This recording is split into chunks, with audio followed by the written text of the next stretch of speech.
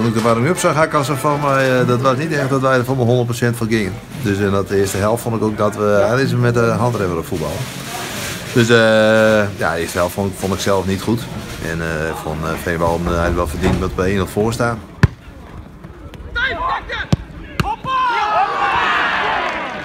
Dan valt Wietsebuus fjord, dus het aanspeelpunt Oeregrong Tordelhelft. En dan is het wat ziekje buus, maar we wisselen wat omzetting van. Nou, en dat krijgen we moeilijk en zeker uit geloof er. Ze optimistisch spelen op Jurien Bos, meestal eromheen. Ja, en dan wordt het echt nog op het laatste billen knippen, ja. Ik vond Veenwouden vandaag niet veel beter dan ons voetballen. Nee, beslist niet. Ik denk dat als wij ons niveau halen, kunnen we denk ik wat makkelijker voetballen. Alleen we hebben nog wat weinig kwaliteit voor is om echt in goede scoringskansen te komen. 10 omheen ben je net waan. Maar we hebben een hele goede slag en staan al mooi wat verster in de middenmoot.